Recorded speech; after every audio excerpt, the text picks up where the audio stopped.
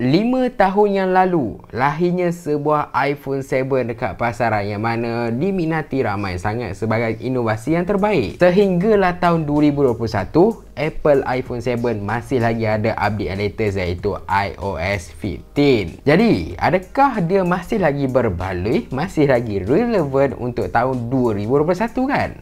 Mesti ramai yang nak tahu. Sebab ya, dekat pasaran sekarang, kepada sesiapa yang nakkan smartphone yang kecil comel macam ni, pilihan yang ada dekat pasaran tak terlalu banyak. Kalau ada pun mungkin Google Pixel kan. Tapi itu Android. Ini ialah iPhone, iOS. Apa kata kita review? Adakah masih lagi okey untuk tahun 2021 ataupun tidak? Assalamualaikum dan hai. Jadi pertama sekali sebelum anda tengok video ni sampai habis, saya nak bagi tahu dululah. Untuk tahun 2021 memang dia ada update yang latest. Tetapi untuk tahun mendatang, ada kemungkinan iPhone 7 ni tak akan dapat update yang terbaru. Sebab macam kita tengok untuk nasib iPhone 6 pada tahun ni, mereka tak dapat untuk update yang latest. iPhone 6 Plus ke atas saja yang dapat. Dan mungkin untuk tahun hadapan kita nampak tengok iPhone 7 Plus ke atas saja yang mungkin akan dapat update. Apa-apa pun kita nantikan dari pihak Apple. Jadi kalau untuk phone second handset ni, anda boleh beli dekat Shopee yang mana harga untuk iPhone 7 32GB hanyalah sekitar RM500. Yang saya pegang sekarang ialah versi 32GB. Anda boleh beli dekat Shopee. Saya ada sediakan link kat bahagian bawah. Anda klik je. Dan beberapa tips daripada saya kalau anda berminat nak beli iPhone second hand. First kali anda tengok condition dia. Okey, battery health pastikan 95 ke atas ataupun 90. Sama juga dengan phone condition dia, 90 ke atas ataupun 95% ke atas, ataupun ada yang dia letak grade A ataupun A+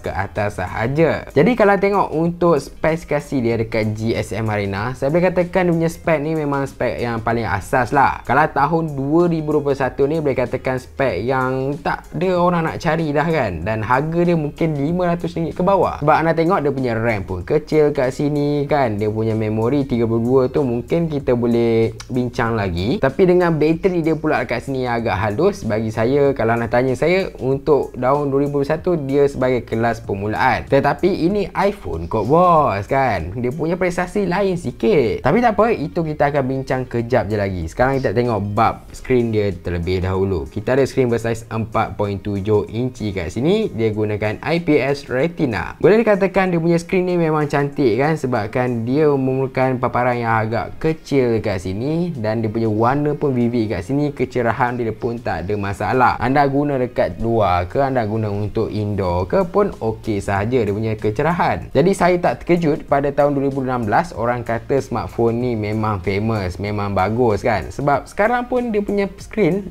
masih lagi bagus. Cuma satu benda yang mungkin anda tak suka iaitu dia punya bingkai kat atas dan juga bawah. Dahi dia dengan dagu dia yang agak luas kan. Design yang agak outdated lah kat sini. Kita beralih untuk rekaan kat bahagian belakang pula. Okey, kalau tengok inilah phone second hand set. Kalau tengok ini warna hitam saya beli. Dia ada masalah sikit dari segi kosmetik. Okey, kalau tengok kat sini disebabkan mungkin owner lama dia guna casing kat sini kan. Jadi dia akan nampak bekas-bekas sikit kat sini. Dekat bahagian belakang ni panel metal. Jadi memang akan terasa sedap bila dia pegang. Cuma anda akan rasa licin-licin sikit dan dia mudah terkesan calar macam tu. Dan paling penting ni logo Apple dia kat sini. Kemudian kita ada kamera dia kat bahagian atas. Okey, dan kita ada iPhone. Tulisan dia dekat sini. Dan kalau anda tanya saya, kalau anda beli iPhone 7 ni, pastikan anda ada casing lah. Sebab kalau anda pakai naked macam ni, memang boleh katakan agak mudah nampak kotor sikit. Jadi kat bahagian atas kita tak ada sebarang port. Dekat bahagian kiri kita ada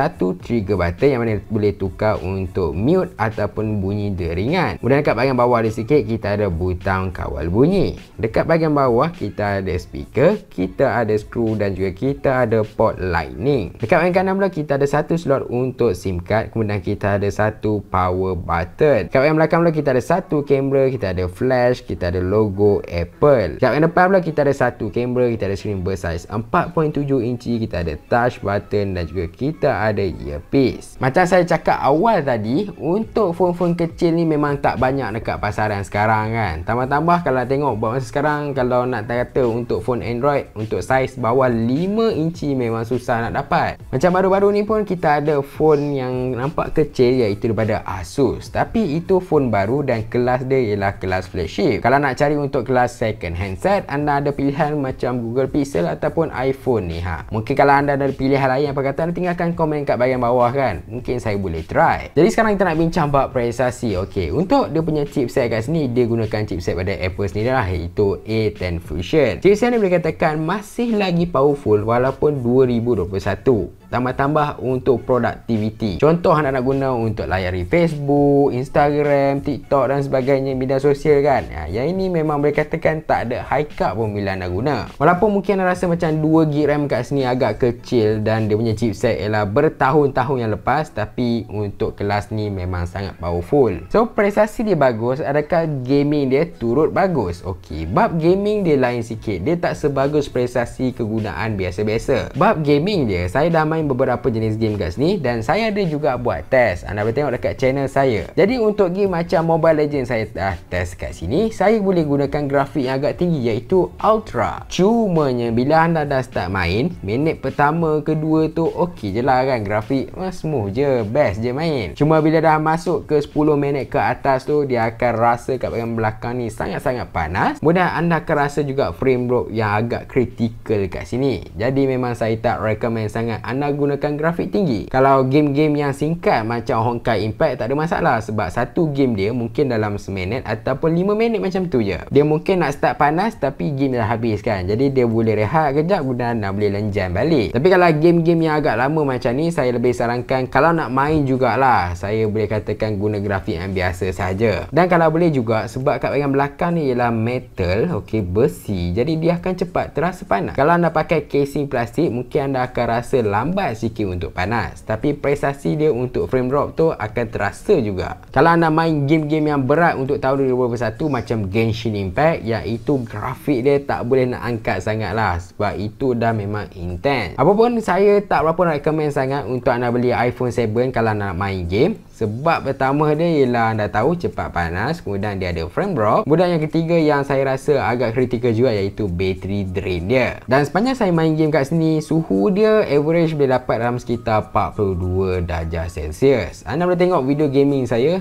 mungkin rasa 42 tak begitu panas. Tapi bila dah rasa dengan tangan, sebab dia punya back panel ni mungkin sebab besi, jadi dia lebih terasa tu. Untuk bateri, macam tadi saya cerita tentang main game Mobile Legends, saya gunakan Ultra, betul tak? Saya belanjan untuk gaming ML Ultra ni, saya dapat sekitar 3 hingga ke 4 jam saja terus habis bateri dia. Memang dia punya ketahanan bateri dia tak berapa nak kuat kat sini, sebab dia punya bateri hanyalah 1960 mAh. Memang nak kata untuk zaman sekarang 4000 mAh nak lawan 1960 memang satu range yang agak besar. Dan untuk iPhone 7 ni juga saya kurang recommend kalau anda nak guna untuk buat Foodpanda ke, Grab ke, atau anda driver ke kan. Sebabnya ialah ketahanan bateri dia tak terlalu lama kat sini. Jadi kemungkinan besar kalau anda gunakan juga, anda perlukan power bank. Jadi saya kurang recommend lah, sebab bateri dia kecil. Kemudian kalau anda terlalu connect sangat dengan power bank sambil guna, mungkin dia punya battery health akan kurang dengan cepat. Macam yang saya beli ni pun untuk second handset, saya dapat dalam 95% battery health. Okey jugalah, tapi lama-lama mungkin akan tukar juga. Sekarang kita nak bincang bab kamera. Okey, untuk iPhone 7 dia hanya ada satu kamera setup iaitu 12 megapiksel. Untuk tahun 2021, kalau tengok tangkapan yang saya tangkap kat sini, memang boleh dia terima. Tangkapan dia yang agak sharp kat sini, cantik, warna dia yang agak balance dan cahaya dia yang agak okey. Untuk range harga dia sekarang memang saya katakan kamera dia superb kat sini. Cuma kalau kat sini anda tak ada banyak option. Macam smartphone sekarang mungkin anda ada macam option ultra wide kan, ataupun makro, tangkapan balang dan sebagainya.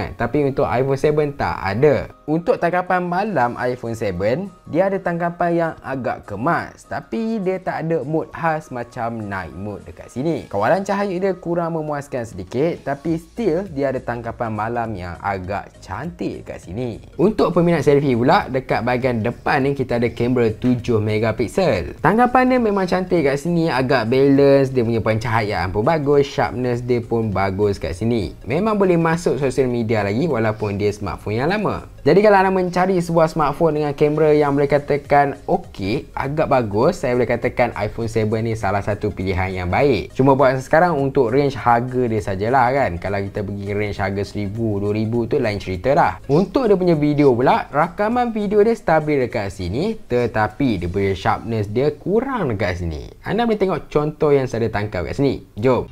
Alright, inilah rakaman untuk kita punya iPhone 7. Macam nak tengok ini rakaman dia. Saya cuba senyap, okey. Bagus. Kita cuba berjalan. Kalau berjalan rasa gegar.